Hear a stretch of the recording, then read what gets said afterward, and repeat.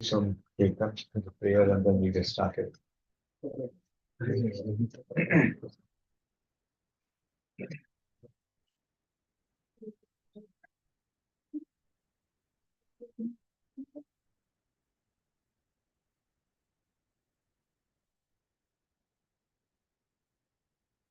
Hare Krishna, Krishna Krishna, Hare Hare, Hare Rama, Hare Rama, Rama Rama, Hare Hare. Hare Krishna, Krishna Krishna, Hare Hare, Hare Rama, Rama Rama, Hare Hare. Okay, so let's start. Jai Radha Madhava Kunja Bihari Radha Madhava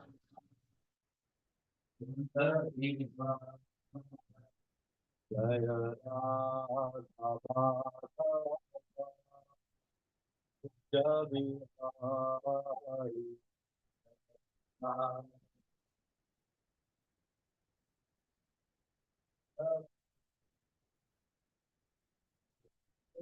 Janavara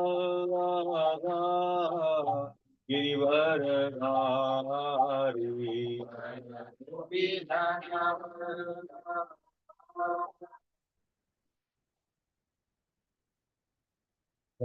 Gopi Janavara Girivaradhari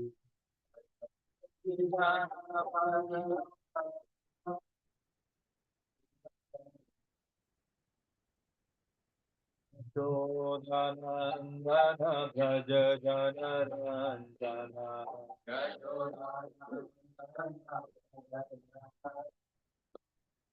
Yashodanandana Braja Janaranjana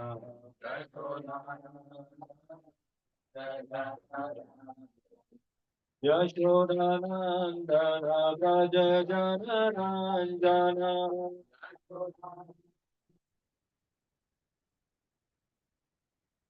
Yashodanandana Braja Janaranjana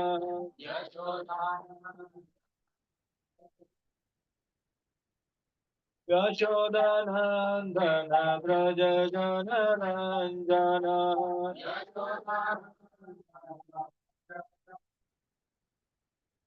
Yamuna Tira Vanachari Yamuna Tira Yamuna Tira Vanachari Yamuna Tira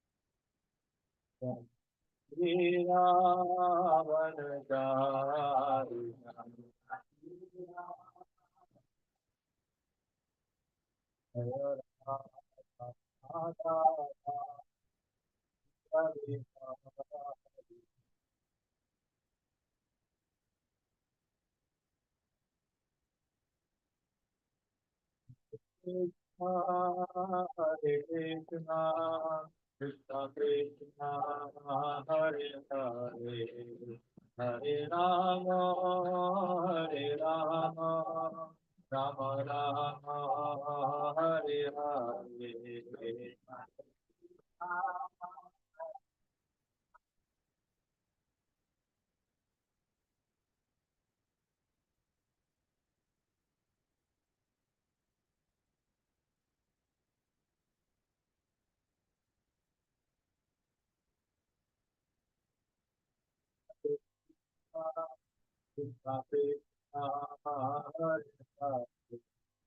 Hare Rama, Hare Rama, Rama Rama, Hare Hare.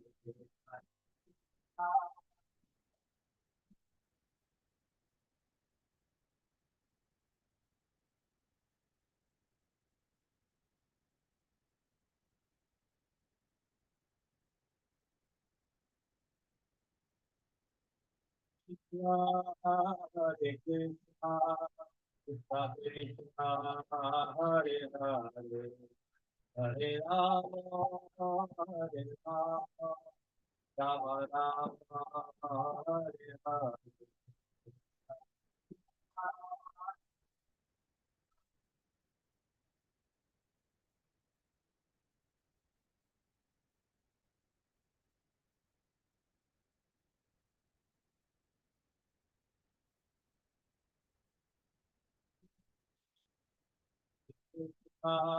Krishna Krishna, Hare Hare, Hare Rama, Hare Rama, Rama Rama, Hare Hare.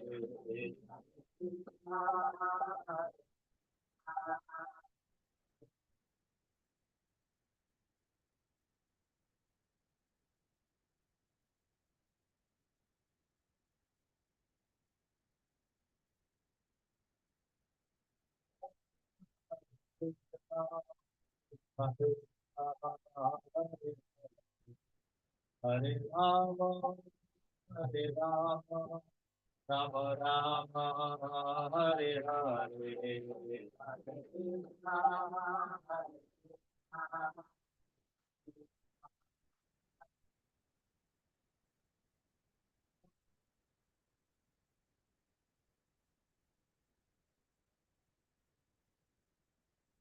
Prabhu Padai, Prabhu Padai, Prabhu Padai, Vila Prabhu Padai, Prabhu Padai.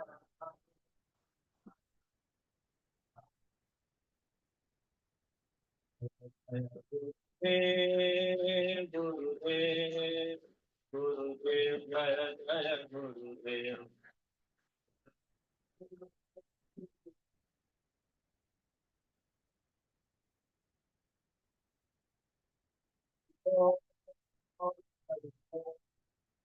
Hari Om, Hari Om, Hari Om.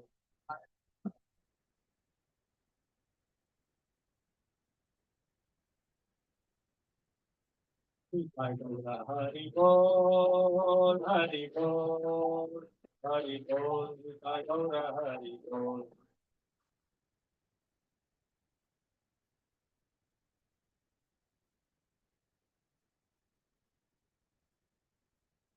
नाम संकीर्तन यज्ञ की जय, शिल प्रभुपाद की जय, शिल गुरुदेव की जय, पिताये गौर प्रेमानंदे हरि बोल। Hare Krishna. Hare Krishna. So thank you very much, dear devotees, for giving your valuable association. Very, very grateful to all of you for coming today evening. We have many options to spend our time, but still in this cold winter evening, you all have gathered. So very grateful to each and every one. Thank you very much.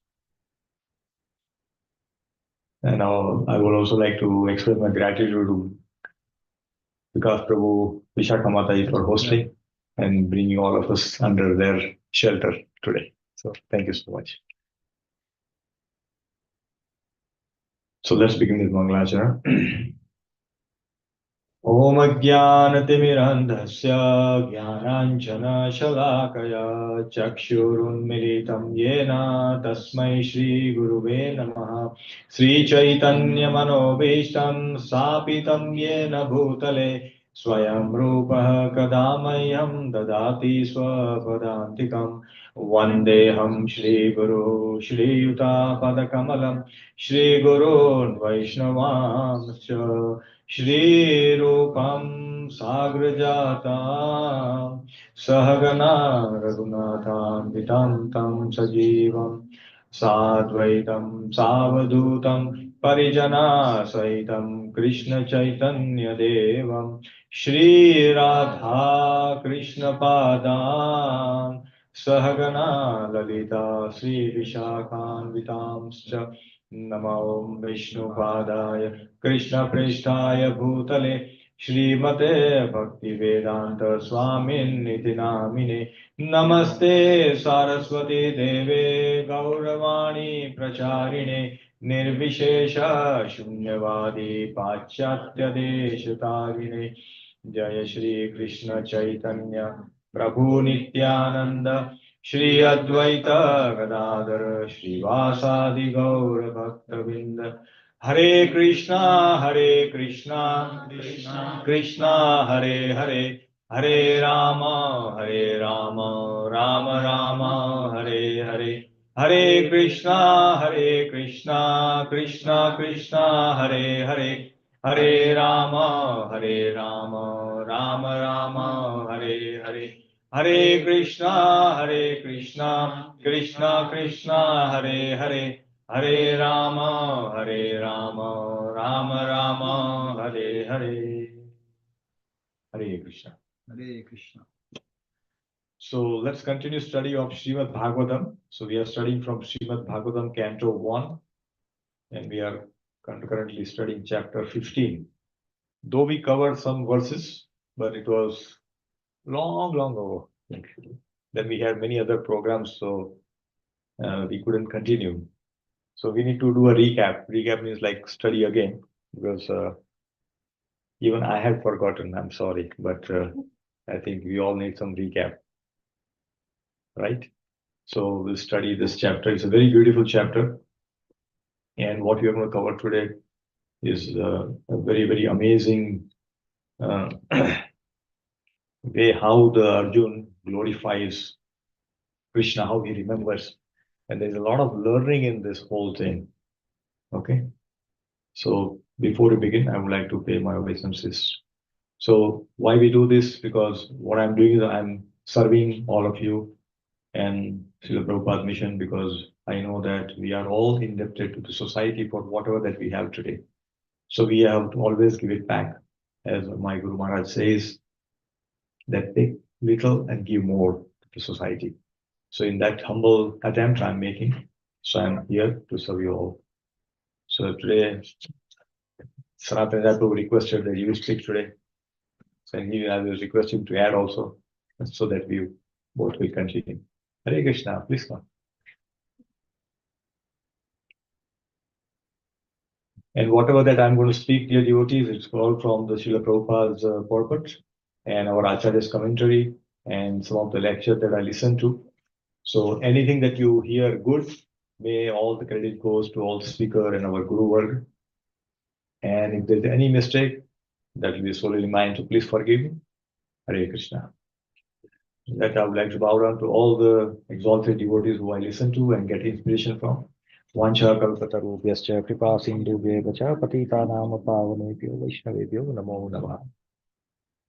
Hare Krishna. So let's enter chapter 15. Om Namo Bhagavate Vasudevaya. Om Namo Bhagavate Vasudevaya. Om Namo Bhagavate Vasudevaya. Om Namo Bhagavate Vasudevaya. Om Namo Bhagavate Vasudevaya. Om Namo Bhagavate Vasudevaya. Great. Once again, thank you everyone. Welcome all of you for this Friday satsang. So here, chapter 14 talks about departure of Lord Shri Krishna, right? And Yudhishthira Maharaj sees a lot of bad omens, bad signs, and then he thinks that something bad, really bad, has happened. And then Arjuna has also not returned. So he's like more anxious. What happened? Why Arjuna? Arjuna has gone for like 6 months or more, and then he doesn't see any sign. Normally, a message would come. Even that has not come from Dwarka. Earlier days, there was no like WhatsApp and all that. So they will have to, any travelers and any Vaishya who is doing business, they will send message to them. And that's how the message is to go. But even that has not come. So Yudhishthira Maharaj is really anxious and worried. And then, toward then, when he sees Arjuna has come, he's asking so many questions, right? He's asking so many questions. So, what are the causes? Because he sees Arjuna is very dejected, he's not happy, he's morose, he's crying. So he's saying, what happened? It's like, when our child comes in our home and they are not happy, they want to play, and suddenly we say, okay, what happened? Hold on. And sometimes they are not able to even speak. They are in so much, somebody did something like that they do, but they can't speak. Okay, okay, calm down, then speak a little bit. Have some water, like that. So here also same thing is happening.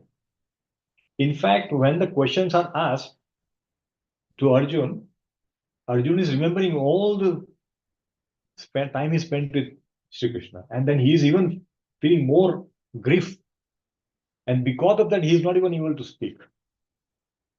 So that is the condition. That's where we left, and this continues further in this chapter. So that's what. So these are the 10 different questions that are asked. Anybody remember what are the questions? Have you lost to someone in game?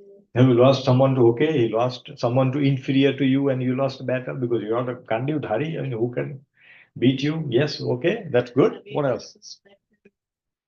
Yes, oh, you're going to speak all of 10 because he sits always in the first bench, no, first row. I like him so much because of that. Okay, what else? Anybody wants to add? Did you disrespect woman? Yes. Any other woman? You ate before them. Yeah, you ate alone, like, without feeding brahmanas, kids, and old age people. Did you eat just like that? Yeah. Okay. What else? Or try recall? Stayed too long as a Yes. guest. Have you not given charity to deserve because Kshatriya are supposed to give charities, Then were you not able to protect someone who took shelter of yours? Yeah. Right? That's another question he asked. Is your health okay? Like, are you, all those questions are asked. So these are the questions that are asked here. And all these questions actually remind Arjun about his time that he has spent with Krishna. And he is feeling even more and more sorrow. So that's how the chapter ended. Now let's go into this chapter.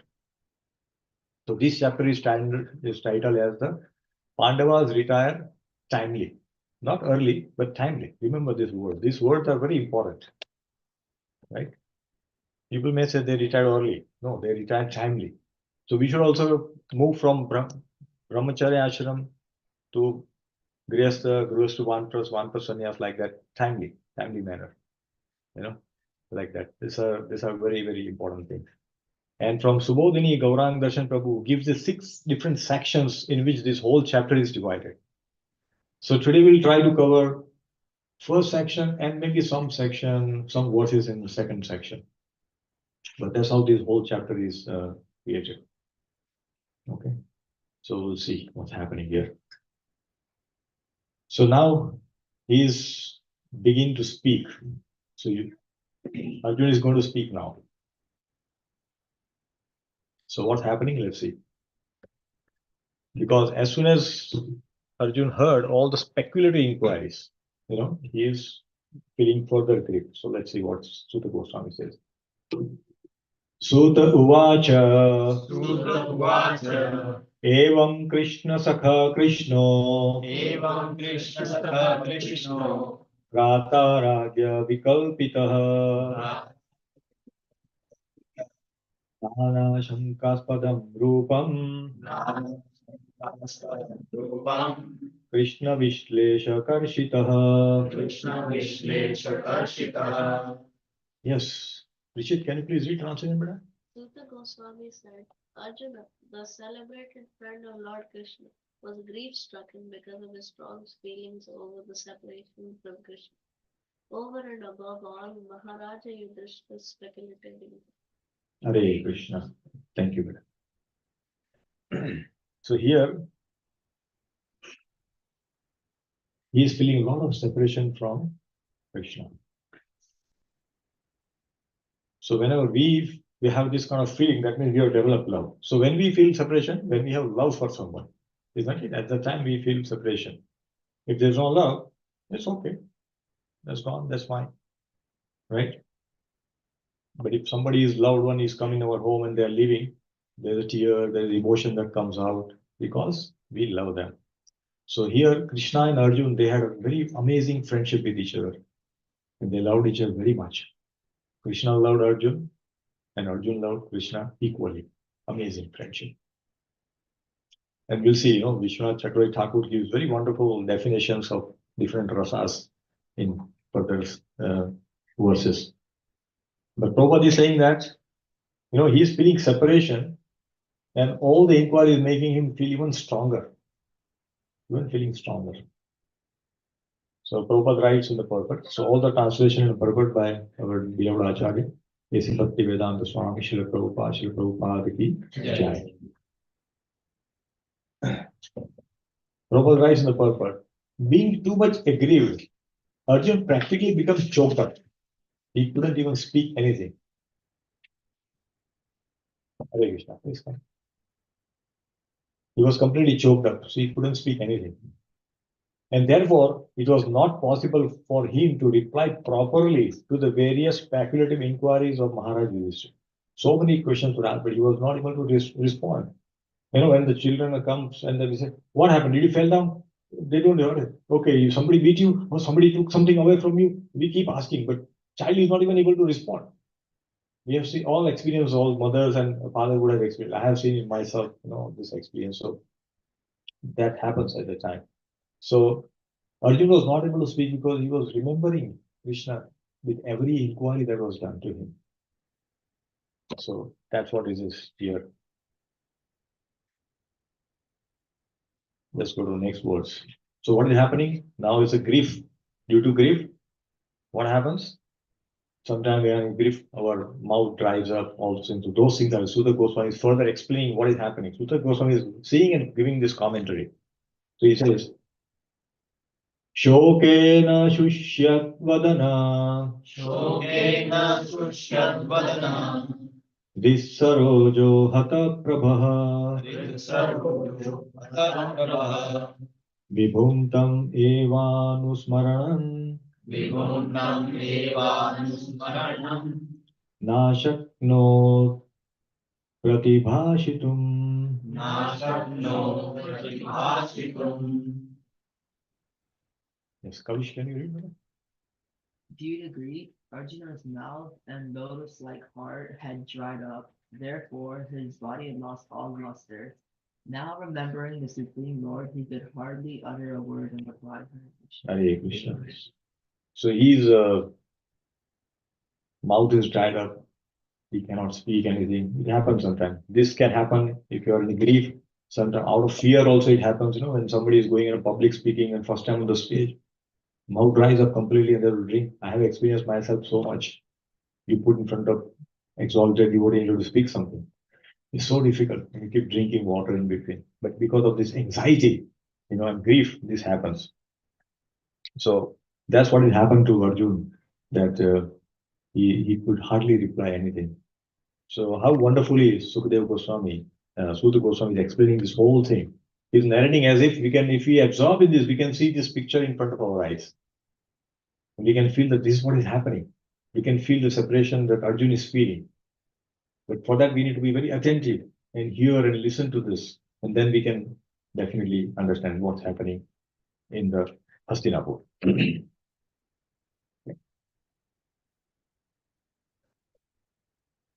So he checked this tear. He's crying now. He's just taking off his tears and now he's still doing. So let's see what is happening. So the Goswami further explaining before Arjun starts speaking.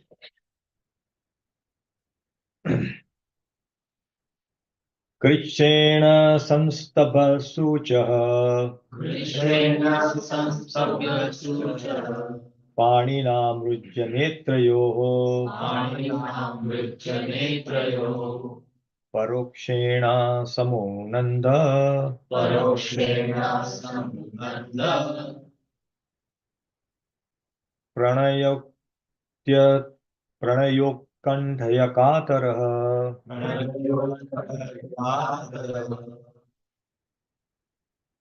Okay, translation. Narayan, can you read it? With great difficulty, he checked the tears of grief that smeared his eyes. He was very distressed because Lord Krishna was out of his sight, and he increasingly felt affection for him. Hare Krishna.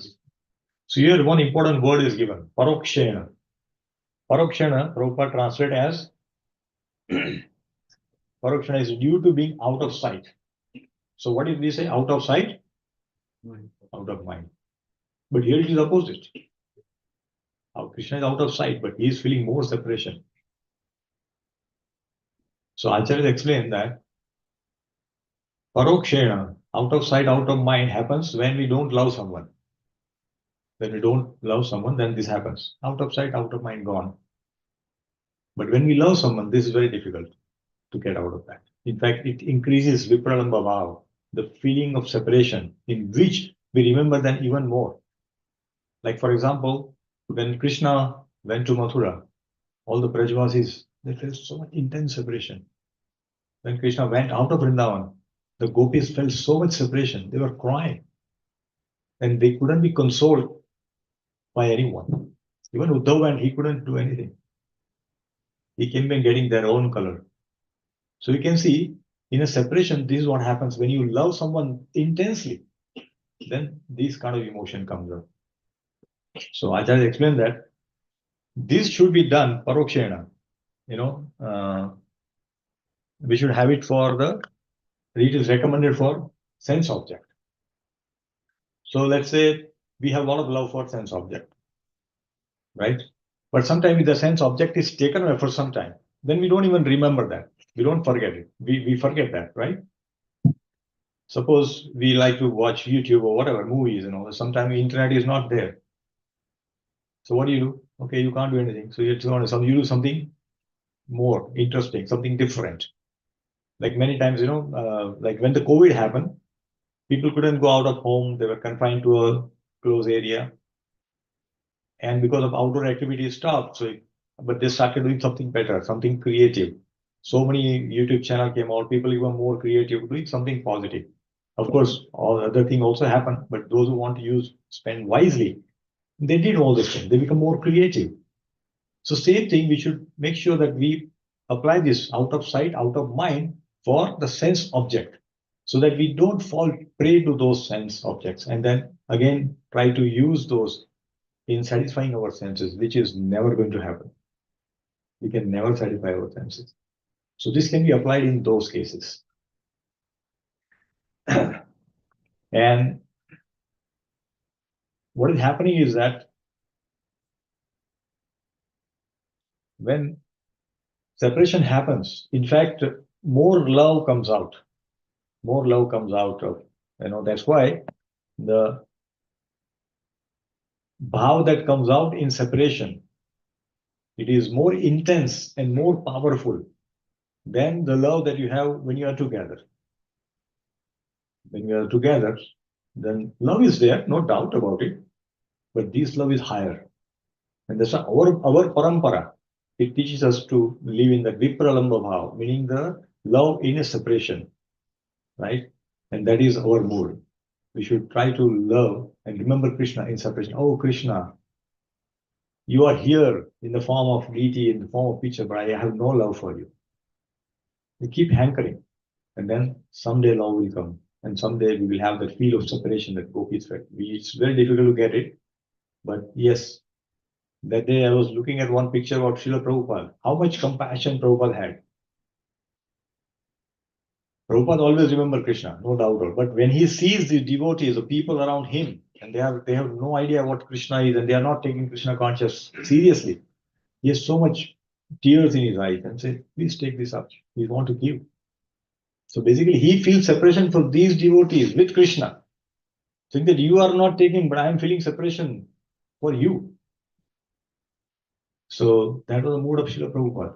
And that's how he came to this world. And that's why we all are able to sit here in this assembly and speak something, some Harikatha, because he came here. Otherwise, that was not possible. So remember this word, parokshena. Apply this in our sense object. Out of sight, out of mind. Try to do that. If phone is away, no problem. Like yesterday, day before yesterday, yeah, we went for a daughter's graduation, and They left phone home. Initially, she was anxious what to do, what to do. No problem. Now she was free till night. No problem. No phone, no calls. She doesn't have to worry. So out of sight, out of mind. No worry. If somebody wants to call, they'll call me. Nothing is going to fall. But we are so anxious. Oh, my phone, this, everything. But once you give it away, then you see this happens. So same thing we can apply in any sense object that we see, that we are addicted to. Keep it away for some time. And automatically we will see that we are able to manage without that also. And this is how we can train our mind. That yes, this works. Mind can be trained. Right? Mind can be trained through our intelligence. So we have to use our intelligence and keep this sense object little away, and then we'll be fine. Okay.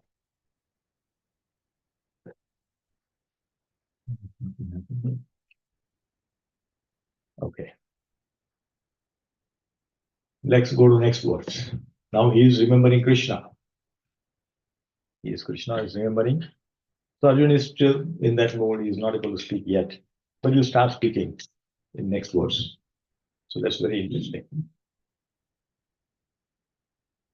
Sakyam maitrim soridam cha Satyam maitrim sohridam cha Saratyadishu samsmaram Saratyadishu samsmaran Nipam akrajam ityaha Nipam agrajam vidyaha Bashpagadgadaya gira. Bhavatam gira. Yes. Who's going to read? Mahi, can you read? I'll make it bigger for you. Lord Krishna and his love, Benefactions. intimate family relation, and his chariot driving Arjun overwhelmed and breathing very heavily began to speak. Hare Krishna. Thank you for that. Hare Krishna. So now this is important, and here where the Vishwanath Chakravarti Thakur gives very wonderful examples and explanation of these words. Sakyam Maitri Sohridam Cha. These are like, looks like a, Prabhupada also gives very nice, but the Vishwanath Chakravarti Thakur goes more deeper and gives. Prabhupada, for our easy understanding, he keeps it simple. Prabhupada knows that we are not so scholars. So he says, okay, you understand this much is enough. So, word is called Sakyam. Sakyam means Prabhupada translated that as a well-wishing. He says well-wishing. So, Vishwanath Chakravarti Thakur says, this means that mutual affection. Mutual affection, that means that we help each other. Mutual help is done, and that is called Sakyam. Now, we have 5 rasas, right? Shanta, Dasya, Sakya, Vatsalya, and Madhurya. Now, all these bhava can intermingle sometimes. For example, if you have a Sakyam, it can have a blend of Vatsalya, and it can also have a blend of, what is under that? Dasya. Yes, correct. Thank you. So, Dasya and Sakyam can mingle together and give you another rasa. So, that's how it can work. So, this is where these 3 versas are coming here. So, Sakyam is very clear. Then Maitri. Maitri in Prabhupada write as a benediction. Meaning what? It is a Sakyam with Dasya Bhav. When you want to serve, when a friendship, but I want to serve, right? And that comes into Maitri. In English it's all friend, but look at how beautiful our language is. It gives very different and very, very fine separation of each and every feeling that we have. So we should definitely understand this. So that is Maitri, because friend also, but they want to serve. So that's called Maitri. And then Saurridam. Saurridam means Sakyam with Vatsalya. So friendship with a lot of affection. So that is next level. So you can see all these 3 rasas getting intermingled with that. And Arjun had all this with Krishna. Arjun had Dasya Bhav also, he was serving. He also had a Vatsalya.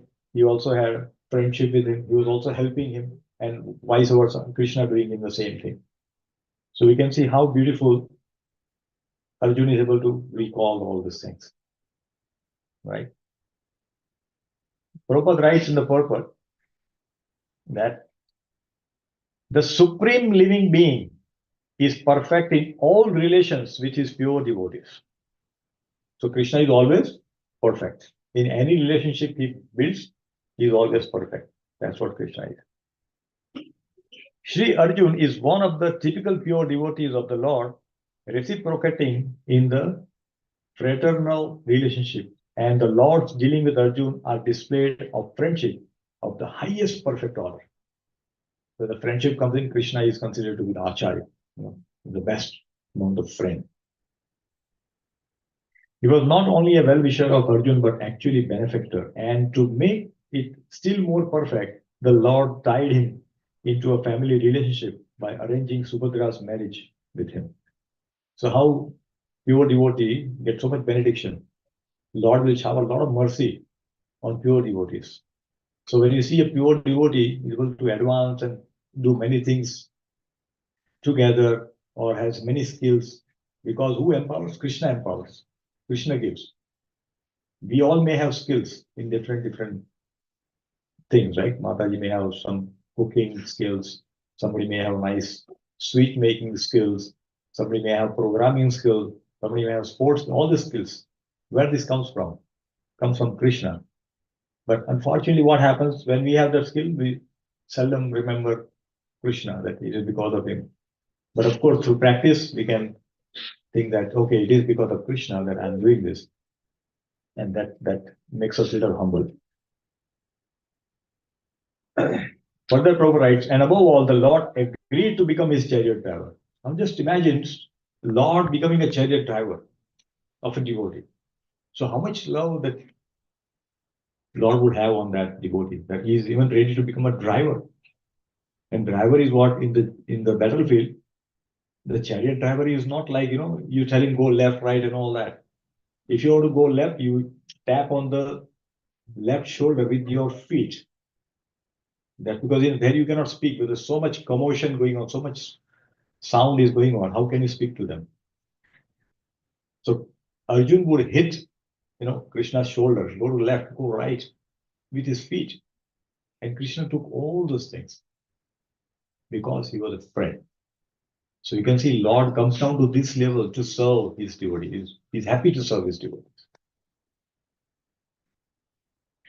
And you can see that.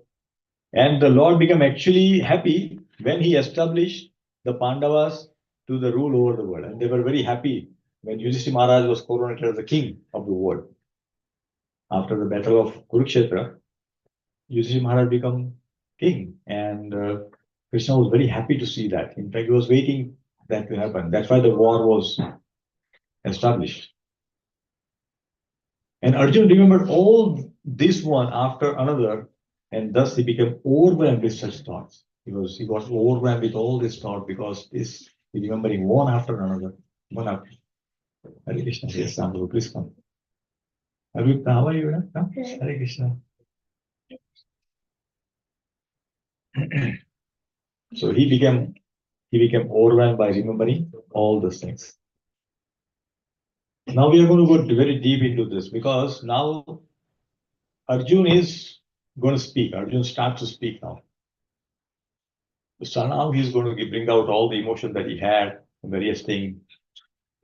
And Prabhupada gives some very, very wonderful, purport to each of this.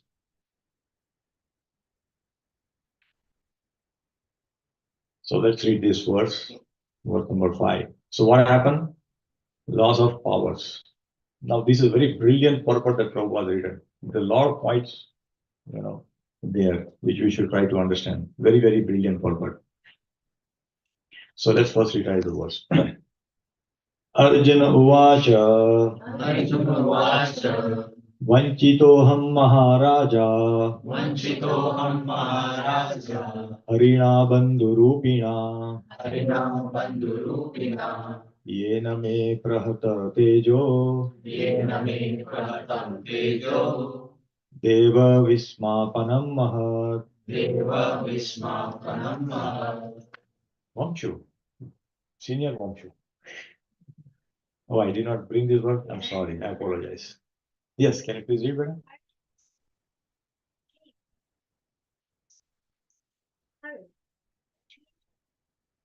friend, has left me alone.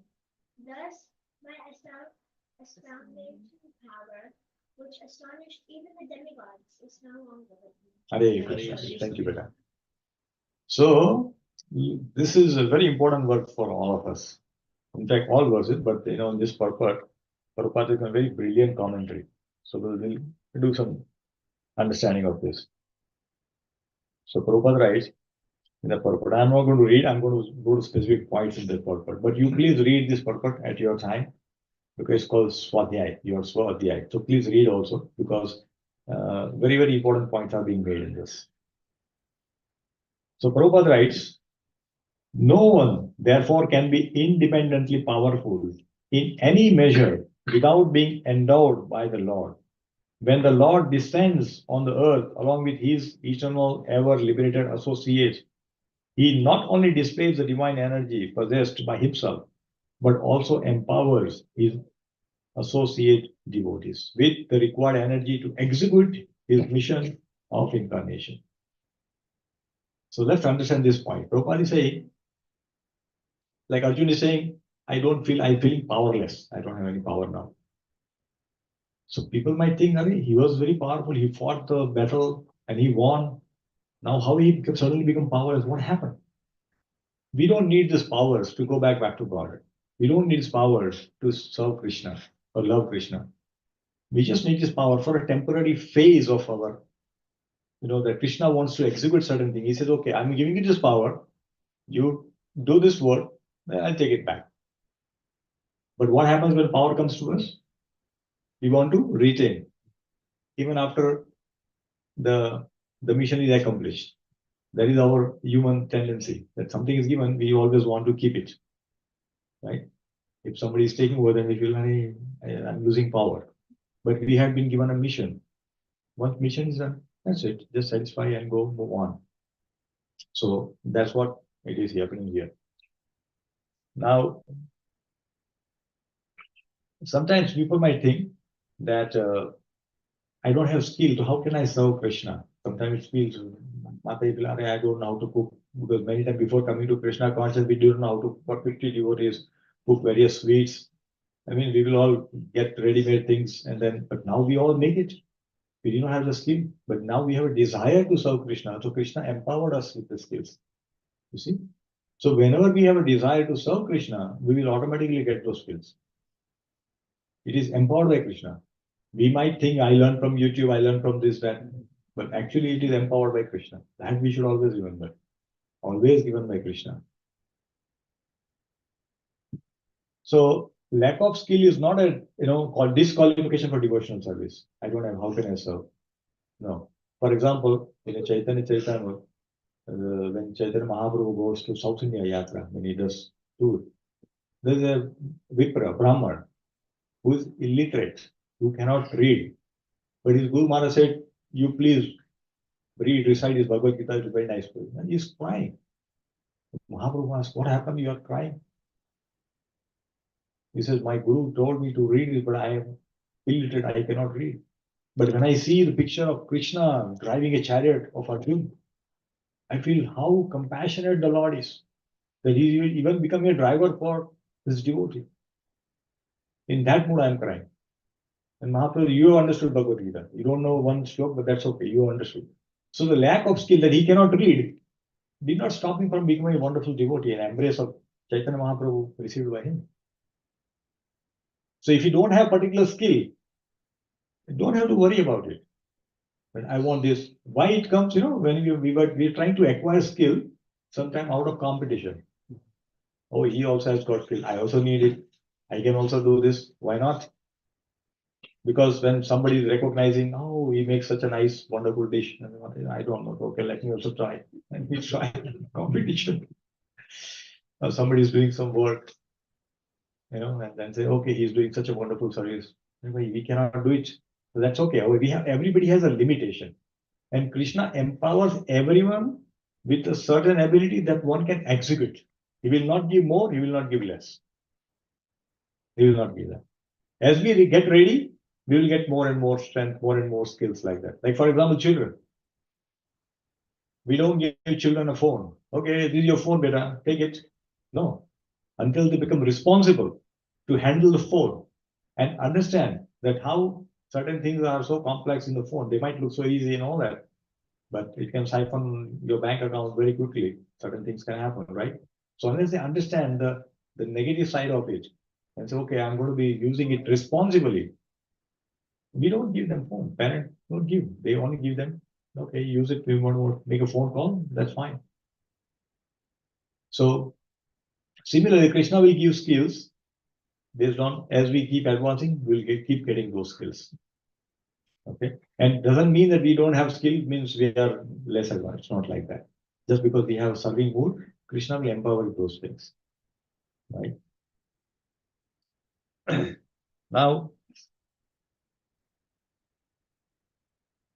Prabhupada has written here to execute his mission of incarnation. So, whenever that mission is complete, Krishna takes over that power. That we have to understand.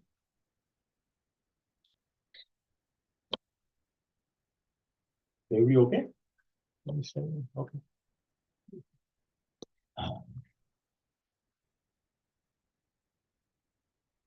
And therefore, whenever we have skill, this is what happens in the material world, that people get puffed up with some power that they get, some position that they get, some skill that they have, and they all want to think that I'm the only one. They don't want to give the knowledge to others that how this thing should be done. Other they'll create another competition. Oh, he'll take my position. It happens in the corporate world all the time. Nobody wants to share even the smallest of the thing that they know with another person. But if you remember that everything is coming from Krishna, then there's no problem in sharing things with other one.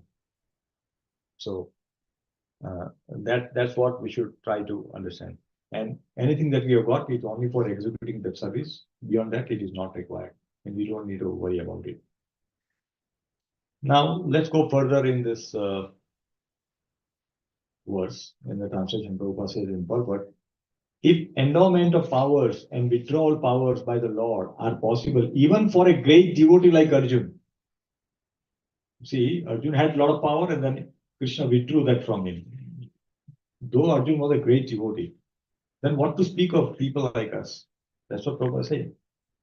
Or even the demigods in heaven, then what to speak of ordinary living beings who are but fixed compared to such great souls? We are no way compared to them.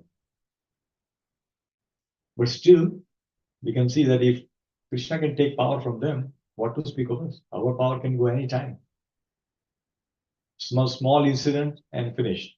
One small virus came and the whole world came to shut down for 2 years. One small, see? So if God wants to take power, he can do it very quickly and very easily. But somehow out of false ego, we think, I'm the doer. I'm the doer. So actual renunciation is not about leaving our home and living in forest. That's not renunciation. Renunciation means what? Because neither belong to us. This home doesn't belong to us. Though it is on our name, but it doesn't belong to us. We are not going to take it. But the forest never belonged to us, so nothing belonged to us. And Prabhupada writes in one of the purport that the only tiny thing that a living entity has, which even Krishna doesn't interfere in, is our free will. That's the only thing we have. That's our own. Even Krishna will not interfere in this. So if you have a desire, Krishna says, okay, you go on. That's your desire. Fine, no problem. So renunciation means those desires that we get, we should use it in the service of Krishna. That free will that we have, when we use that, saying that I am the servant of servant of servant, and I am the servant of Krishna and his devotees, and then we give all other positions, and we enter into serving devotees, and say, I'm not the doer. That's where the renunciation happens. Renunciation doesn't mean we give up money in charity. Okay, that's also good, but that's not a true renunciation. True renunciation is renouncing from the false ego that I am the doer. I have the power. That's what happens today. Most of the people, including devotees, have these challenges to overcome. And we all need to work on that. I'm included in that. We all need to work. Because sometimes we may be able to overcome, but sometimes it is very powerful. So difficult to overcome that. So that's what Prabhupada is saying here. That Krishna can take away. So Prabhupada says, the lesson is therefore, no one should be puffed up for his powers borrowed from the Lord. We are actually borrowing from the Lord. We borrow from a bank $1 million. Okay. Does it make us millionaire? No. We are in fact having so much debt on our head. And then if you don't pay, then they will send the recovery people. Krishna, fortunately, is very kind compared to all those things, isn't it? He is very kind. He gives us lessons. He gives us small, small doses of problem, and then we try to align to his thought process slowly. But eventually, the goal is that only. All human beings, either you do it in 10 years, 10 months, 10 lifetimes, or million lifetimes, eventually this is what even. Krishna loves me, I love Krishna. If until we have that realization, we'll keep coming back to this whole world. So that means completely surrendering our ego, and which is very hard part, very, very hard, very difficult part. But we can come up if you keep chanting, keep serving Vaishnavas. These two things, chanting, serving Vaishnavas, will solve the problems. Will solve the problem. The sane man should rather feel obliged to the Lord for such benefactions and must utilize such power for the service of the Lord. Such powers can be withdrawn at any time by the Lord. So the best use of such power and opulence is to engage them in the service of the Lord. We should always engage these powers in the service of the Lord. Anything that we have, either it is money, power, wealth, skills. If you have good skills, use it in the service of Krishna. If he doesn't have skill, read scripture and say, Krishna, I want to serve, but I don't know how to do it. Yeah, Krishna will empower us. If we have a sincere desire, then Krishna will empower. If it is desire is going to help us advance in Krishna consciousness, Krishna will fulfill those desires. Otherwise, sometimes we try so much, but nothing happens. Because Krishna understands this is not good for you. Like many times children make so much tantrum, they cry, I want, their parents won't budge. No, this is not good for you. Why? Because parents know that what I'm doing is the best for the kid, for his future. Similarly, Krishna, because Krishna loved us so much, he is not giving. And then we lose trust because our desires are not fulfilled. And you know, Krishna, you're not merciful. That's the problem. But in his no, when he doesn't give, actually there's more love. He wants us to advance. That's what he is not giving. But because of our false ego, we are not able to see that. It's a very unfortunate condition for the living entity. But yeah, that's what it is. And that's why we will keep reading and keep chanting, keep serving Vaishnava, and see transformation will happen for sure. So basically, Arjun was not worried here. We might think Arjun lost power, that's why he's feeling. No, it is not. Arjun have never hungry for power. Because he was initially in the beginning of Bhavatam, he says, Karpanya dosha pahasa. I'm losing all this. Why should I fight? I am confused. If he is so powerful, why would he even speak like that? Isn't it? But then he's feeling separation. He says, my power has gone, but I'm feeling this grief, not because the power is lost, but because you have gone from my life. And that's the reason I'm feeling this grief. So that's what he is telling. So this is, Prabhupada is very nice. We have to just introspect on this purport and try to understand what Prabhupada is trying to tell us. Okay, let's go to the next verse.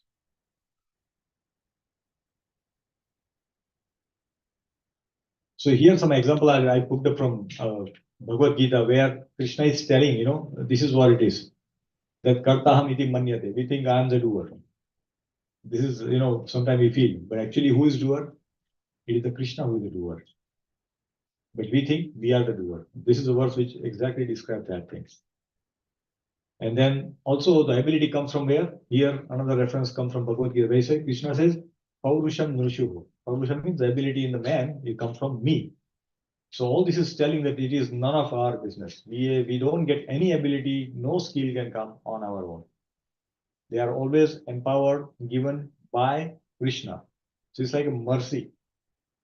It's like a mercy given to us. Okay, you want to do this, I'm giving you this. So before we go to next verse, let's take an example of Srila Prabhupada ji. Srila Prabhupada ji has done something that nobody had done it in history. Nobody had done it in history. And we don't know anybody would be able to do it. I cannot say confidently, but I'm sure it's so difficult to do it. As the way the Kali Yuga is progressing, that's going to be even more challenging and difficult, right? So you can see what Srila Prabhupada did. In all this, this billboard was put up in Times Square for Srila Prabhupada on his 125th anniversary. So, I mean, and all this, whatever he has done here, I put it here in a different slide. So you can imagine how many things he did.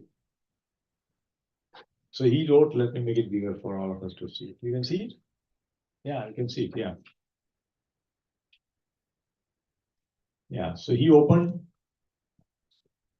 yeah. He wrote 6,341 letters, handwritten letters, handwritten, giving them instruction, giving them guidance. We may have written in our real life, but now nobody writes even a single letter. It's a WhatsApp, then it goes up. That's it. Message. And that too, sometimes we don't even type, we just speak.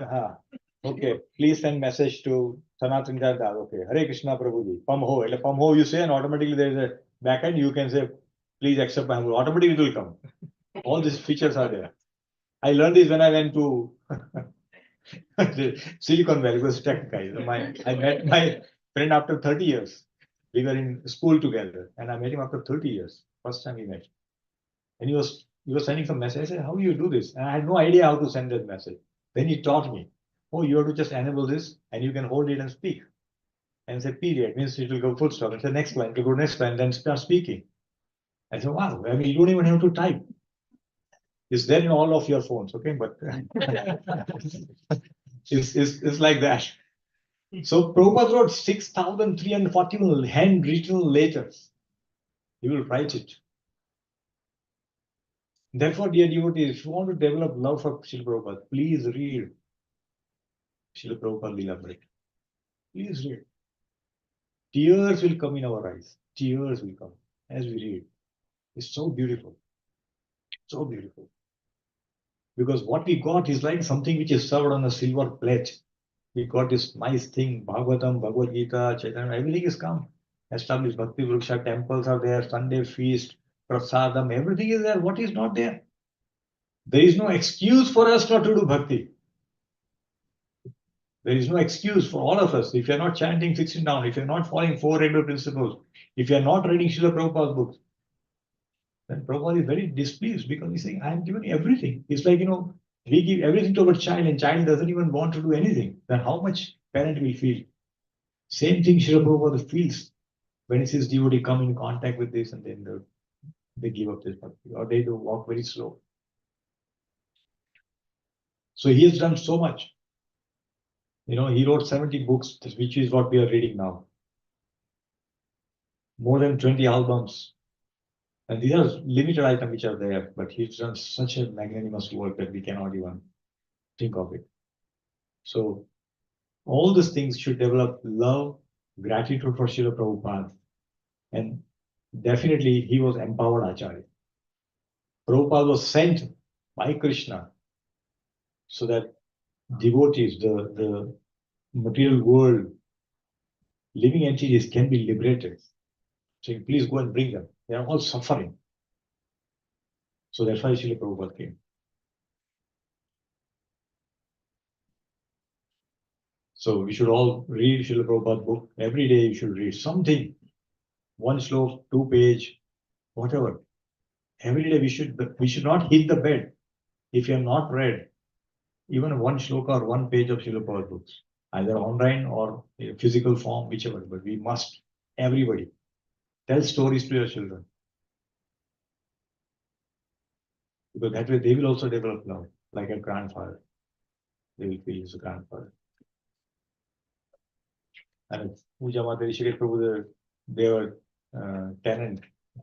So their young daughter, very small child. This is like grandfather, Tata or something like that, right? So like we should tell this is our grandfather, spiritual grandfather, because they might get confused, but sometimes these are spiritual grandfather who has given us so much bhakti. Like that, we can train our children in Krishna consciousness. So now he is coming to unbearable separation. Let's see. Yasya kshana viyogena Yasya kshana viyogena loko haya priya darshanaha loko hayaya uktena rahito haishe Uktena rahito haisya mrutakaha procyate yatha. mritaka prochyate yatha. Okay. Akshat, can you please read that? I just lost him whose separation for a moment, but render all the universes unbearable and void, like bodies of it. Hare Krishna. So Arjuna is further telling that he just lost him, whose separation for a moment, will feel that there is no use of this world. Many times it happens, right? When we love someone, then somebody is not there in our life. So much we don't like to eat, don't want to do anything, all this thing for this material world, unfortunately. Do we have same separation feeling for Krishna? And that's what we need to develop. We all need to work toward that. We all are work in progress devotees. So we should keep working sincerely, but regularly. So our true relationship is with Krishna, which is eternal. The living entity and Krishna, this is a true relationship. The living entity with the living entity within this material world is a temporary relationship. That's also important because that helps us in doing Krishna consciousness, bhakti, and all this stuff. But that's temporary. We have to remember that. And we have to always remember our permanent connection is with Krishna. Always. Let's see, in Prabhupada writes in this purport. Let's see that. Factually, for a living being, there is no one dearer than the Lord. Krishna should be the most dear to us. The Lord expand himself by innumerable parts and parcels as Swamsha and Vibhinnamsha. Paramatma is a Swamsha part of the Lord, whereas the Vibhinnamshas are part of the living beings. So all the Vishnu avatar and all that, they are called Swamsha, right? And all of that, including Lord Shiva, and called Vibhinnamsha. They are very specific Amsha, but they are not Swamsha. As the living being is the important factor in the material body, for without the living being, the material body has no value. Similarly, without Paramatma, the living being has no status quo. Similarly, Brahman or Paramatma has no locus standi without the Supreme Lord Krishna. They all are interlinked with one another or interdependent factor. Thus, in the ultimate issue, the Lord is the summum bonum and therefore the vital principle of everything. Prabhupada summoned this very simply in this. So, there is no one dear than the Lord. We should think that Krishna loves me the most. That's a feeling we should have. Krishna loves me the most, and we should have the same love for Krishna. We should love him the most. Because that is our permanent connection. That is our permanent connection, nothing else. So we should try to nurture that permanent connection, isn't it? When you want to establish a relationship with others, what do? You spend time on that. Then the development happens on the relationship and it becomes better and better and becomes stronger. Why? Because we spend time. So if you have to establish a relationship with Krishna, what we should do? We should spend time with Krishna. How can you spend time? By chanting. So your 2 hours are spent there. Then by doing some arati at home, by singing some bhajan, by singing some kirtan, by reading scripture. What happening? We are associating with Krishna. So that's how we we will develop love for that. And as we keep doing it, more and more love will develop. And then we will see that, slowly our material activity will reduce and our spiritual activity will grow. The time that we spend with Krishna will increase. And that is where we should think that we are making advancement. Okay, I'm spending more time. I'm feeling love. I'm feeling happy when I do this.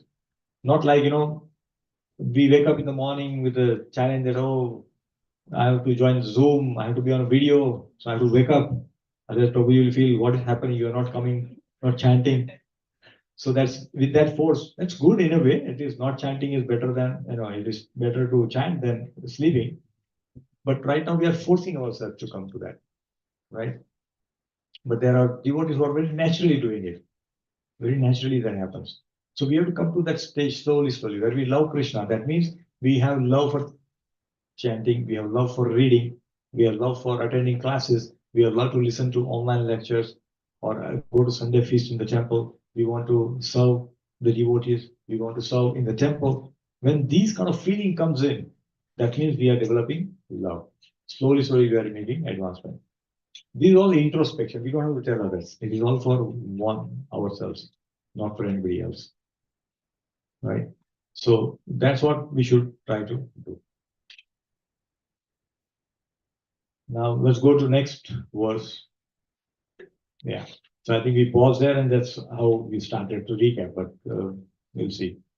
So now Arjuna is now recalling all the Krishna's favors and very intimate protection that Krishna gave to them. So in this verse, Arjuna is going to speak about he won Draupadi's hand, and he's giving all the credit to Krishna. When we do something, what happens? We want to take the credit. Oh, I spent so much time. I work on this project so hard. And I remember when I was in college, one very complex sum was given to us in a college. And that was like, they created a cube of 1 ohm resistor and say, okay, you put voltage here and here, how much resistance it will create. Something like that was there. And then everybody tried, everybody gave it up. I took it whole night. I was working. And by morning I found the answer and I submitted the answer. So that person was very happy. At that time, I was very proud. I was telling, I did it. But now when I go back and say, I was so full at that time, telling, I did it. You see? So when we solve a complex problem, when we try to do something which we have not done before, we always want to get the credit. We don't want to give it to others. Even if somebody helped us, maybe he just brought me here, but actually I did it, right? Like that. But if we develop this attitude of gratitude, that Krishna helped me, or even a Vaishnava helped me in do this, then automatically we'll be empowered to do more. We'll be empowered to do more. But because we are so much selfish and self-centered that we don't want to lose that limelight position, that we want to take it. So that's what Arjuna is going to speak now. It's such a beautiful verses, about 11 verses that Arjuna is speaking. All are in Vasant Tilaga. Means now Arjuna is speaking glorifying. So when you glorify someone, you need more words. So earlier he was speaking in Anustubhichan, very small verses. So now he's speaking more. And he wants to glorify the Krishna, that how Krishna helped him in every stage of his life, beginning with the marriage. See how wonderfully he is speaking. So let's recite this verse. So everybody knows this pastime, right? Everybody knows, all the kids know what happened here? You know what happened? Some of you know? Okay, I'll quickly tell. So or maybe we'll recite verse and then we'll come back here. So we know it. Because then there is a glory in this verse. So this will be go like our Brahma Samhita. Brahma Samhita, Chintamani Prakhar, like that we will go. Okay? Yes, Samsraya Drupadageham Upagatanam Gatanam Ragnam Sayam Varamukhe Smaradurmadanam तेजोरितं खलु मया विहतश्च matasya तेजोरितं खलु मया विगतश्च मनस्य सज्जीकृतेन धनुषा दिगता च कृष्णा सज्जीकृतेन धनुषा विगता च Krishna Yes. Ava, can you read that? Only by his merciful strength was I able to vanquish all the lusty princes assembled at the palace of King Buddha for the selection of the bridegroom. With my bow and arrow, I could pierce the fish target and thereby gain the head. Hare Krishna. So there was a Swayamvar. Swayamvar is given to very, very selected girls, bride, who are qualified. Not everybody can have Swayamvar. Who can choose their own husband. That was the called Swayamvar. So what happened? That here King Drupad had a very beautiful, very, very beautiful daughter called Draupadi. And she was to get married. So there was a Swayamvar. And everybody around the world, all the kings and all prince, even the king and prince both came. Because king can have multiple wives, so they all came. Okay, we want to marry. We want to have this in our home. And there was a competition. Like in Ramayana, what was the competition? Anybody knows? No, what is a competition? Sita's competition. So what was the Who can break lift the bow and break it? Yes. So here also there was a competition. What was the competition? So there was a Who can shoot the target? who can shoot the target? Yes. Okay, you saw that picture, so you're saying target. Yeah, okay. So that's good. At least he knows what is happening. Very good. Yes, so that was target. But what was target? Target was fish eye. And is a fish standing like this? No. Fish is rotating. Okay, can you look at the fish?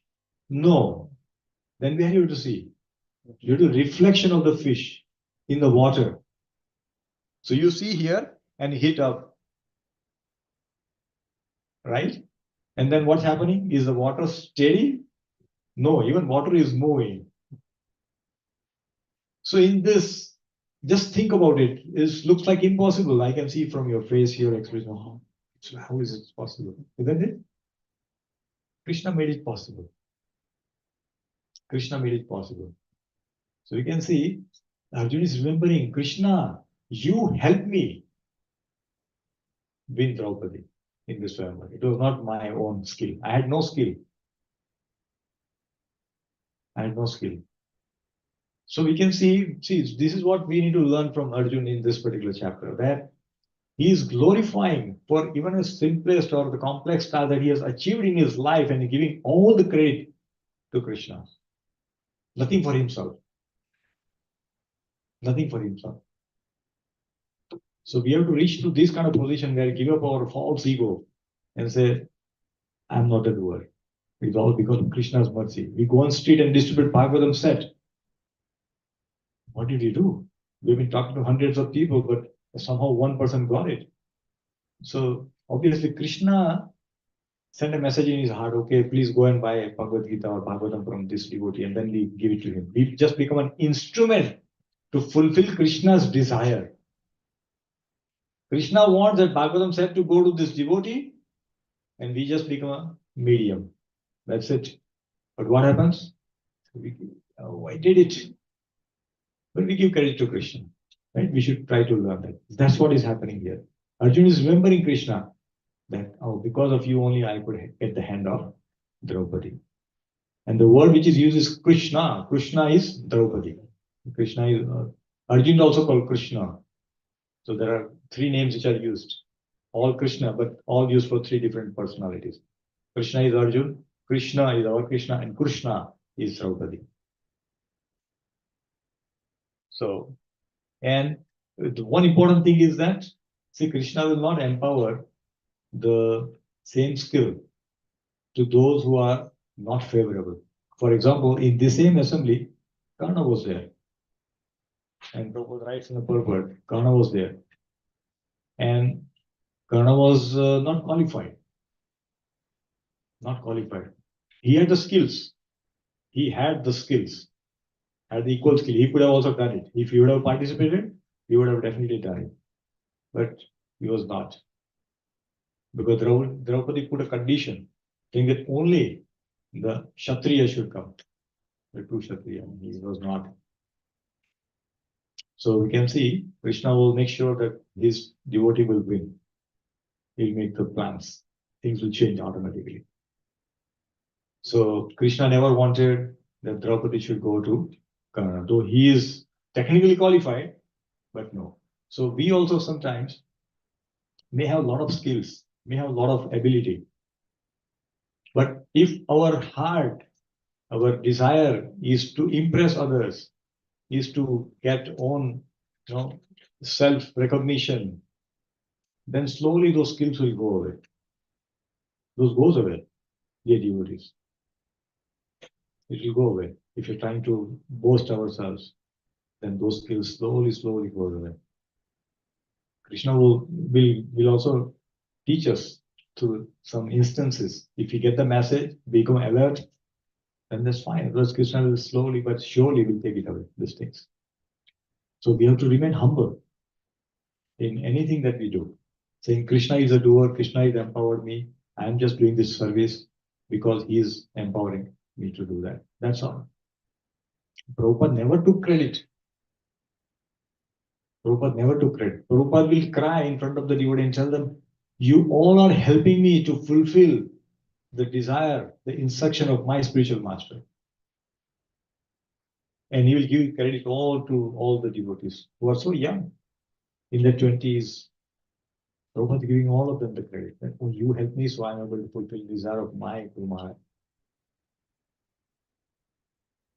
So Prabhupada never took credit. Prabhupada also says, I'm writing all this, but I'm not writing. Because Krishna is helping me to write.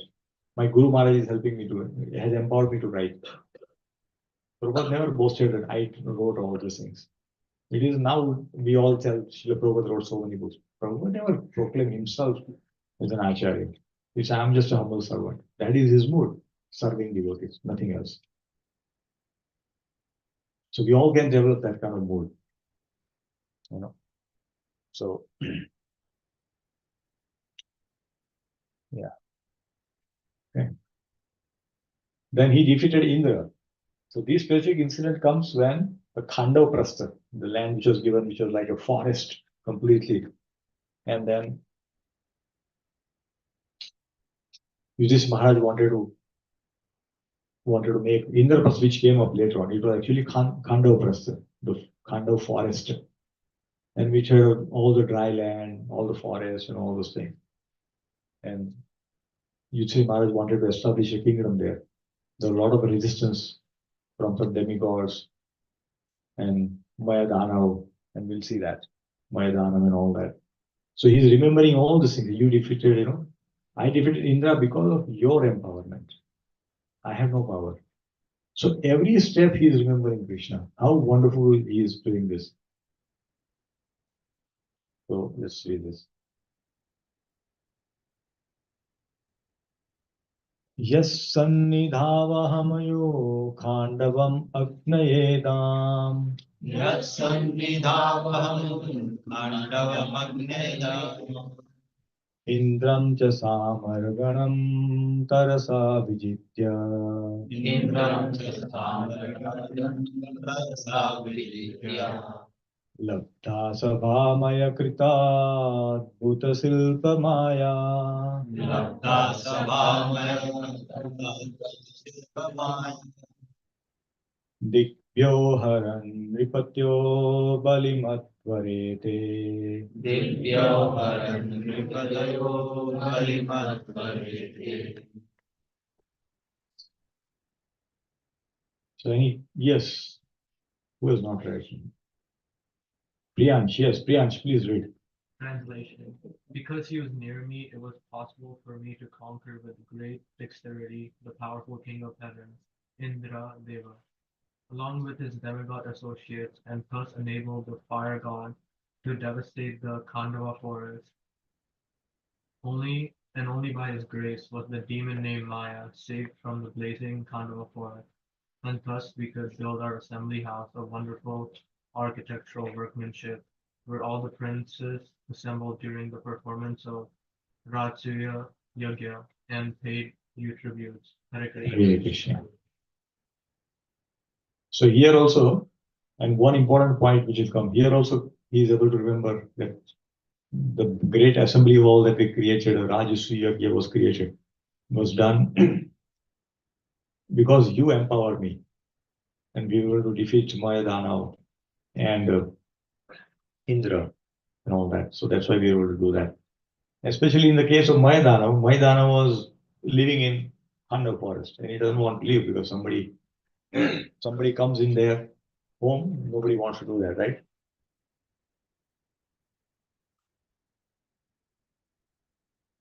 So Krishna sent this Sudarshan Chakra behind Mayadana.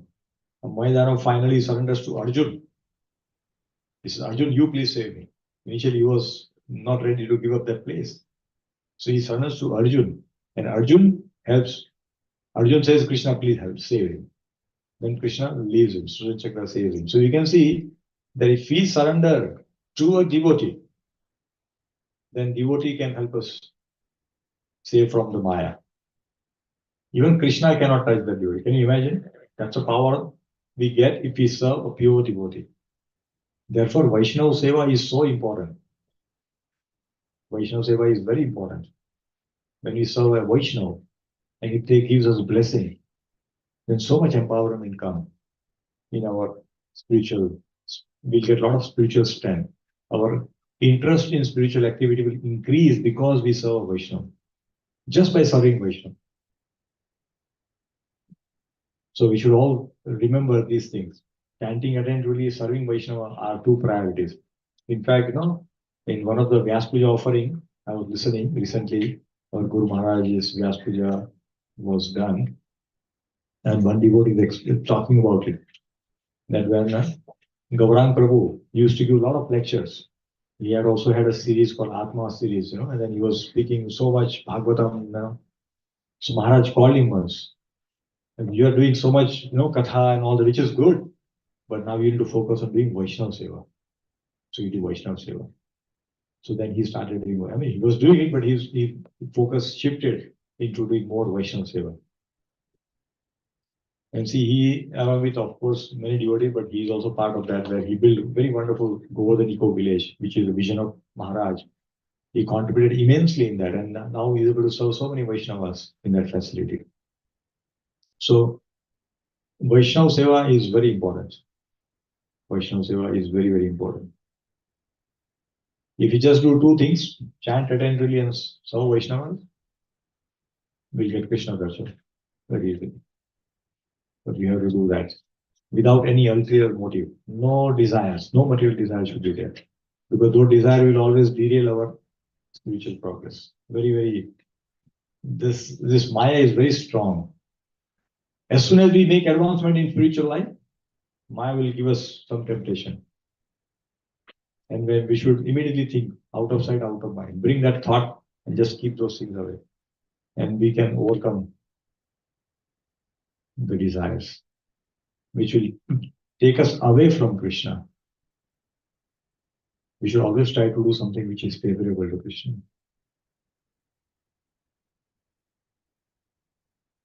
Right. So this Maya Danav also comes in. Maya Danav name comes in one of the Gopi Geets also. Remember in Gopi Geet? It's a very beautiful word that comes in. It's Maya Danav. Here we can see Maya Atmajad. Maya Atmajad is Vyomasur. So gopis are remembering Krishna, saying, you have saved us from all these dangers. And they are singing, please come back, save us. So Maya Atmajad is son of Maya Dana, which is Vyomasur. Vyomasur is like that bat, yes, bat demon. So he's a Vyomasur.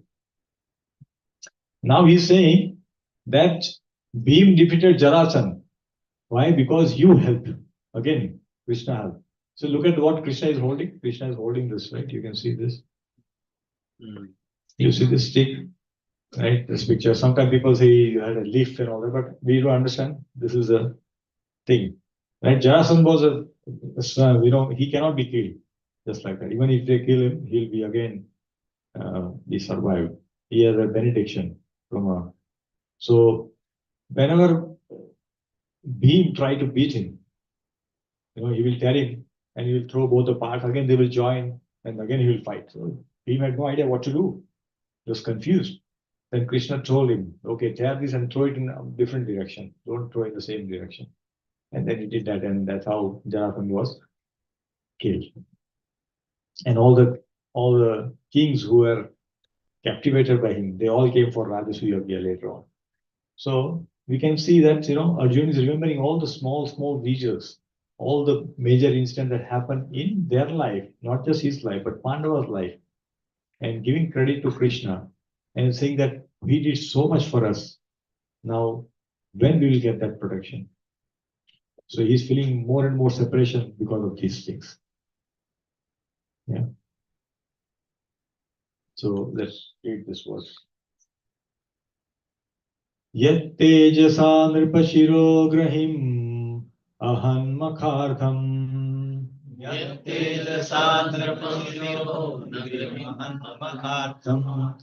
Ayo nujastava gajayuta sattvaviryah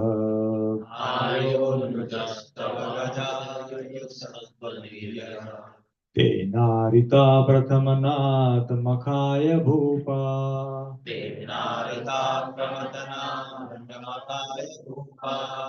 Yanmochitastad anayan balimadvarete Hare Krishna. So, yes, Vikas, can you please read? Translation. Your respectable younger brother, who possesses the strength of 10,000 elephants, killed by his grace, Jarasandha, whose feet were worshipped by many kings. These kings had been brought for sacrifice in Jarasandha's Mahabhairava Yajna, but they were thus released. Later, they paid tribute to your majesty. Hare Krishna. So Jarasandha has captivated so many kings to do a Narabali sacrifice for Mahabhairava Yajna. And Krishna helped them to release through using Bhima as an instrument. So he's remembering that how you helped. Otherwise, he was unconquerable. Jarasandha was not conquerable by anybody. And even we can see the beam had a strength of 10,000 elephants in his hands. Now Krishna will take away this strength because it's no longer needed. You needed it to beat Jarasandha, Duryodhana, Dushasan. When that is over, you don't need this strength. So Krishna will take away. So will Bhim feel, oh, I'm now not empowered? No, that's not. That was given temporarily for a particular work, and that's it. Krishna takes away. But in material, it happens the other way. Hare, my skill is gone. What will I do? We feel insecure when we have some power, and then that power gone, we feel very insecure. But we need not feel insecure. We have to serve Krishna in whatever skill that we have, whatever knowledge that we have. With that, we can keep serving Krishna. So that's what is happening. And Arjuna is remembering all this very, very wonderfully. So we should also remember whenever, because those who are in that Radhana Swami's Atlanta group, their Adhikar Prabhuji posted one video for more than 2 hour glorification of Maharaj. It's so beautiful. If you listen to that, every word of that will increase our love for Maharaj so much. So beautiful. Such a pure glorification happening. And we can see how Maharaj is so humble. And all this quality that we see, we can see in the Maharaj. When we read this quality, that devotee should have these qualities, we can see all of them in the Guru Maharaj. So when we see these qualities, saying Arjuna is glorifying Krishna, then we can see that how we can glorify other devotees, that they have helped us for something. Through glorification, all this is going to help when we do that. That makes us humble. When we glorify somebody else for our own achievement, that we did this, yeah, but this devotee helped me, he gave me this link, he gave me that, he posted here, all those things. Then we become humble. Otherwise, what happens? We get puffed up very easily. And puffed up balloon goes up, but we go high, but when you fall, it's very hard fall. It's very hard fall.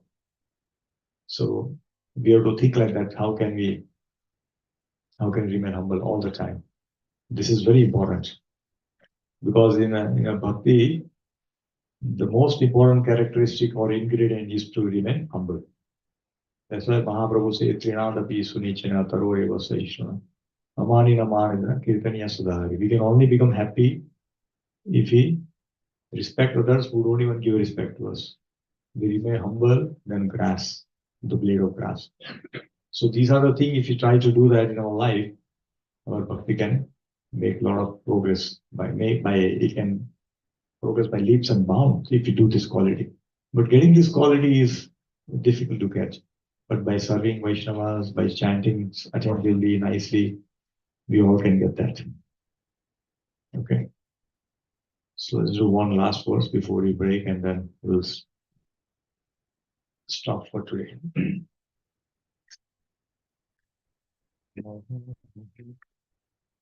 Yeah.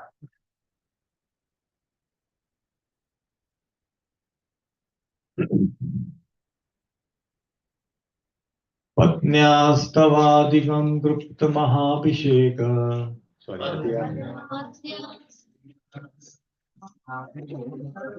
प्रत्यास्तवादिमखकल्पतमहाभिषेक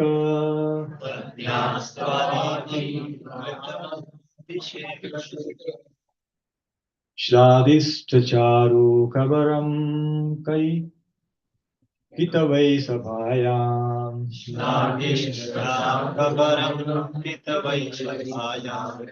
स्पृष्टविकीर्य पदयो पतिता श्रीमुख्या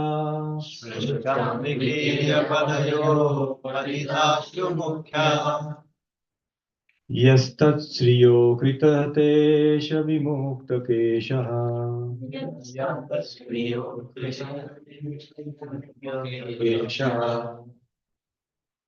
Okay. Yes, Veena Mata, can you read?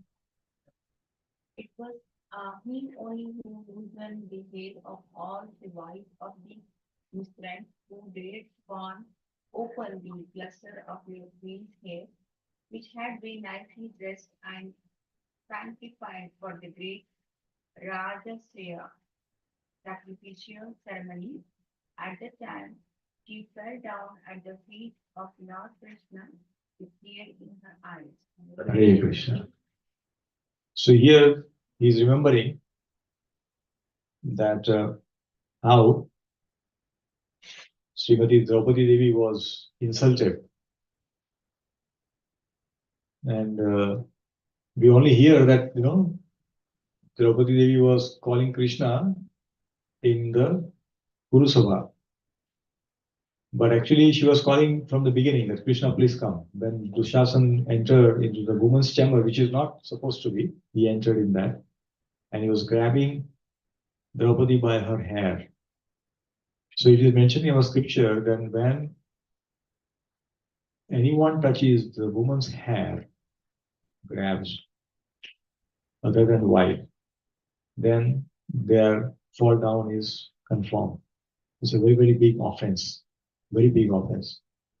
So a man should never touch the hair of a woman, other woman, never. And see, here we can see what happened because of that. Dushasan opened her hair and grabbed her. What happened? In earlier days, when a husband dies, the woman is not supposed to tie their hair. They keep it open. I mean, that's how the custom was. So because her hair were loosened, Dushasan and all the Kauravas' wives, they also had to keep their hair loosened and open. Why? Because they're all husband died. Because we can see that offending a pure devotee can bring so much problem in our life. Dushasan, Duryodhan, and all the Kauravas, they created so much trouble for the pure devotees like Pandavas and insulted Draupadi in such a big Kurusava. So they had to pay the price. They all were killed.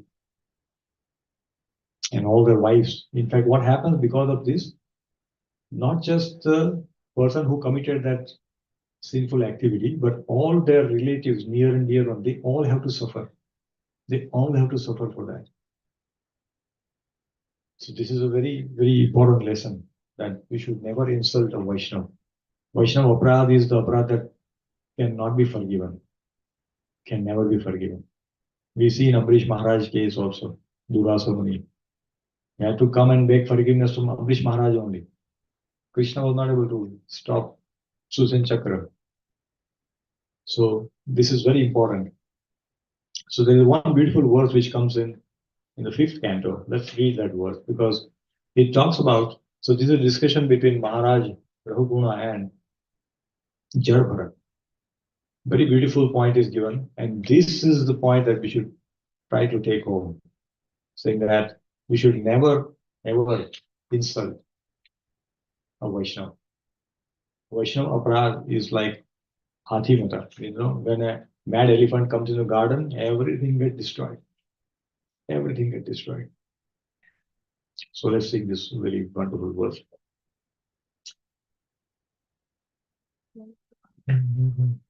Naham Vishike Suraraj Vajra. Naham Vishake Suraraj Vajra. Natrayaksha Sulana Yamasya Yamasya Danda.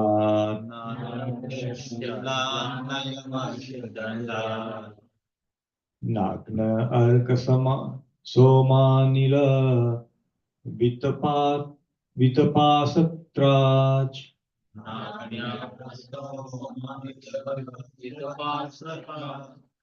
Chanke Brusham Brahma Kulavamana.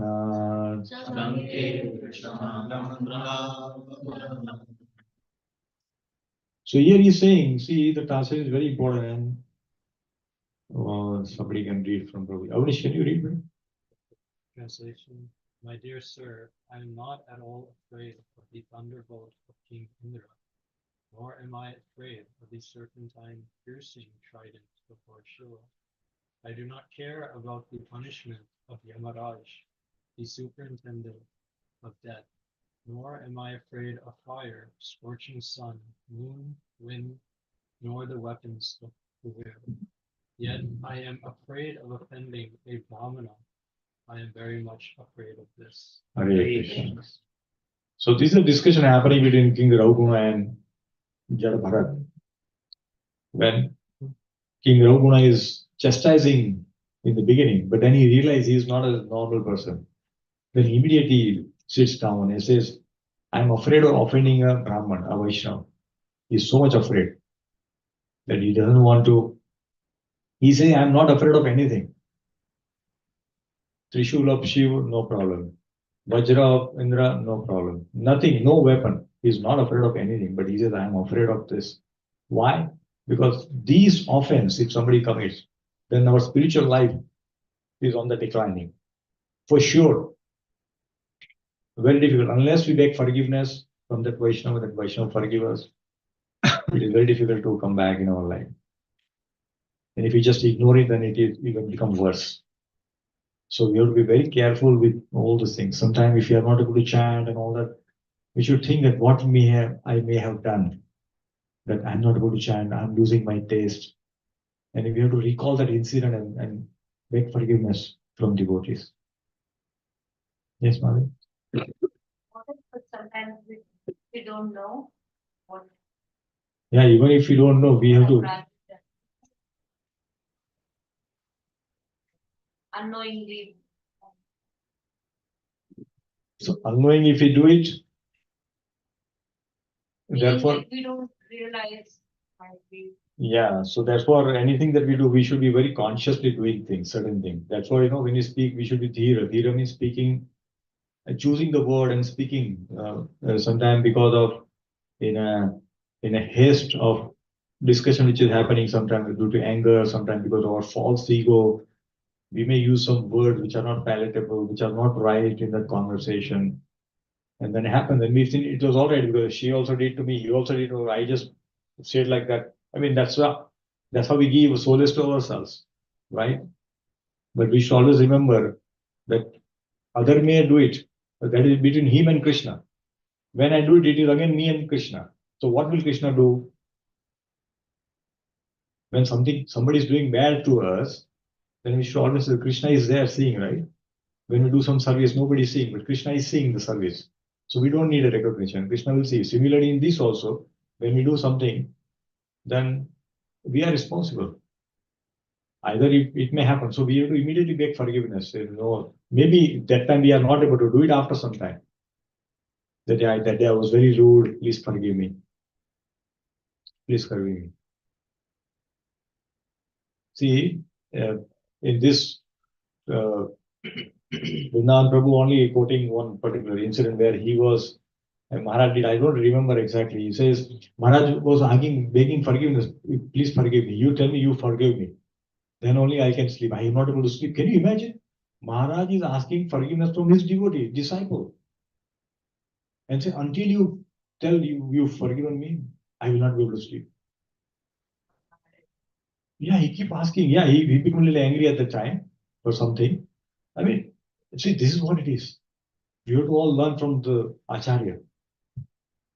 But what we are not able to even say sorry. Why? Because of false ego is so thick.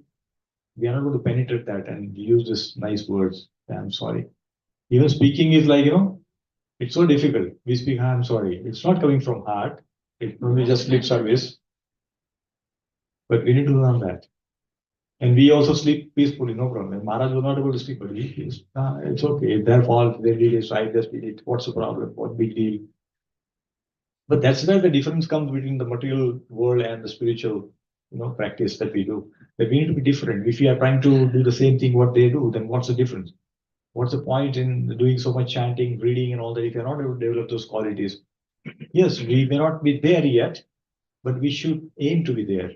And therefore, that journey is where we need to keep improving ourselves. So that's what it is.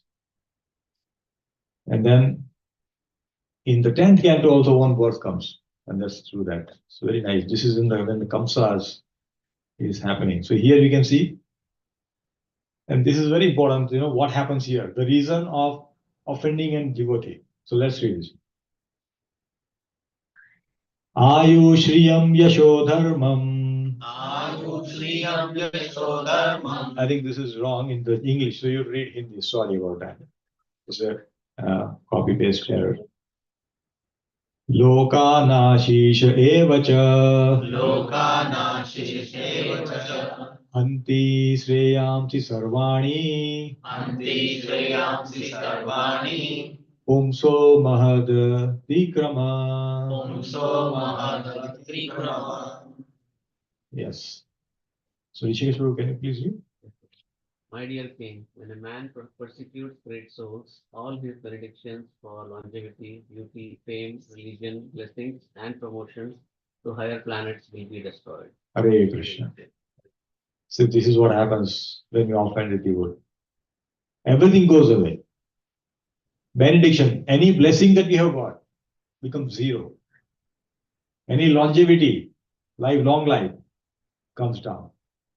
Beauty, fame, religion, blessing, and promotion to higher. Even if you are promoted to go to Vaikuntha, any other, everything goes away. So this is what happens if you offend a devotee.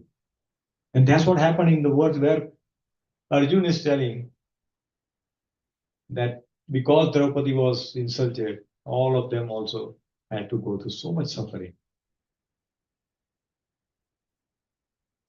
Dhritarashtra has to suffer so much. Everybody was associated with that. So that is very important, this particular verse is given especially for Kamsa, where, he was doing so much. And then his lifespan was shortened by Krishna himself. So we should always try to serve Vaishnavas, not to offend them. And therefore, we should be humble with anybody and everybody, because we don't know who is going to become a wonderful Vaishnava in future. Like Dhruv Maharaj, when he was 5 years old, he was not a pure devotee. But because he became a pure devotee, her stepmother, Suruchi, had to suffer. So therefore, we should love everyone. If you're not able to go with someone, that's okay. Maintain a safe distance. Pray for them, and that's it. Don't continue relationship too long, which is having a lot of friction. But we should not even think of any ill thing about other people.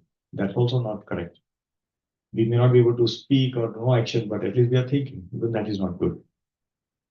Okay, so that's what we can take home from today.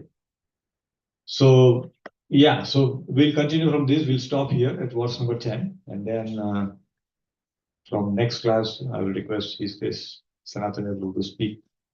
But I would also request him to speak few words based on whatever he has got more understanding. I am just reading here, but I will request him to share some thoughts on what we discussed today. So thank you very much, dear devotees, for your wonderful association.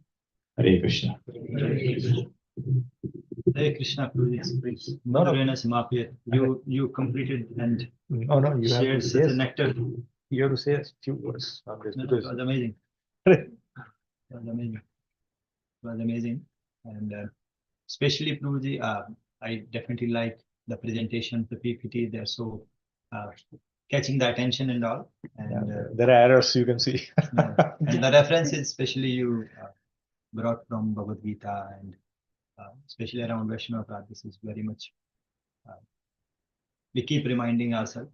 So that's a good reminder. And especially multiple times you mentioned about Ravi, you have to speak about class, not about about topic, not about me. So the chanting and the importance of the Vaishnava Seva. You brought you can multiple speak so times, everybody that can is- hear something good point. that Nobody is is nice. sharing about. No, use this. Ravi. Please, yeah, you can take it on. Yeah. Hare Krishna. Yes.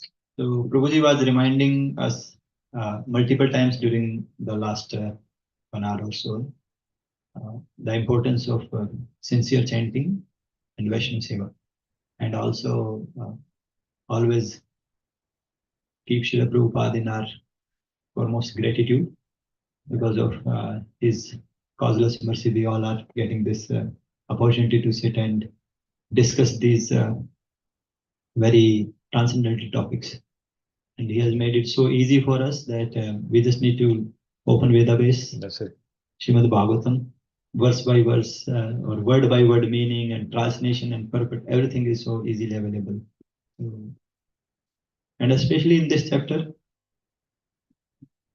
the kind of love Shri Arjun is showing, we can see this kind of love we only see in our nearest family members. If we lose somebody, then only we see.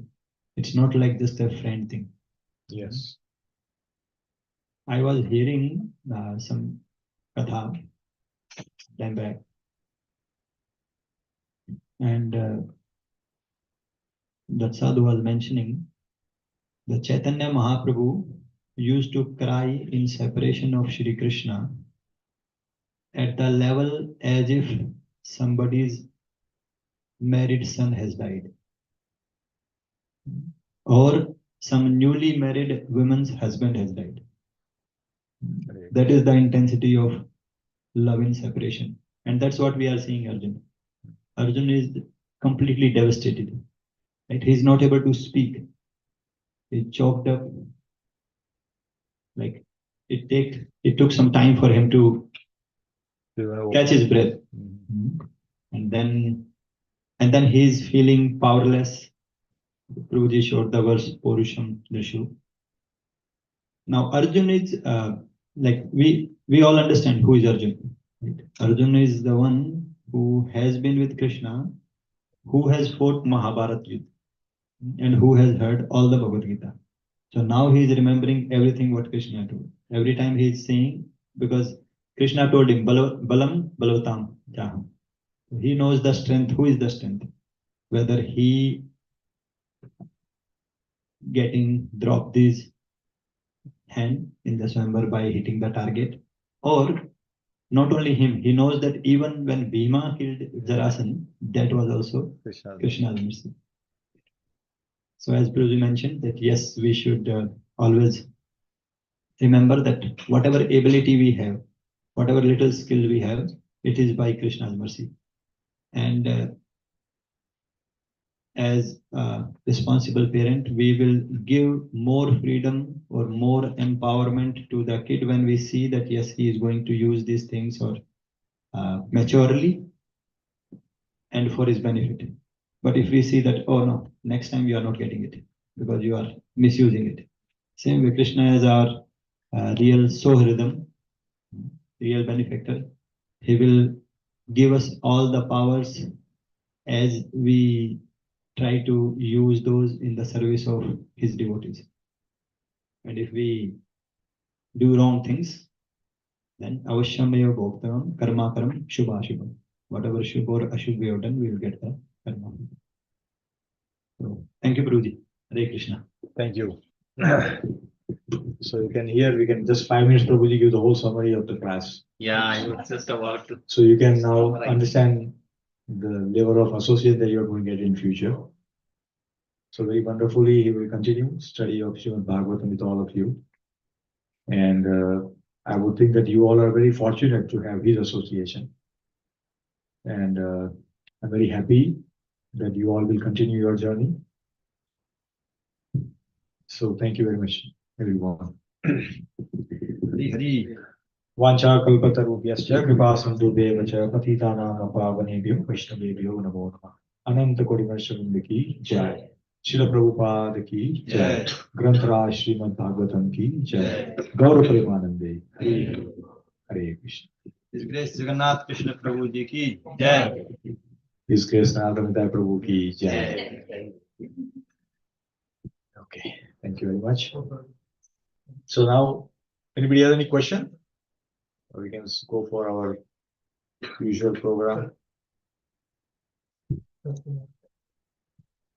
With your permission, I just want to share. Yes, yes, I think please. Pooja Mataji was asking, right? Use this. If we don't know who we have offended now, I have heard Mataji that if we don't know, first thing is we should pray to Krishna genuinely when we are chanting, before our chanting, that, oh my Lord Krishna, I don't know, by unknowingly I have offended somebody. Please forgive me and please give me a chance. Please remind me that what I have done wrong, so that I can correct my mistake. That is like that should be a general prayer. Second thing is, as they say, दूध का जला हुआ छाछ को भी फूक फूक के पीता है. So we should be extra careful that whoever is I'm interacting with, they are devotee or non devotee, we should be very, very, very careful. Everyone is Krishna's loving child. That's what I heard. If that is. Yes.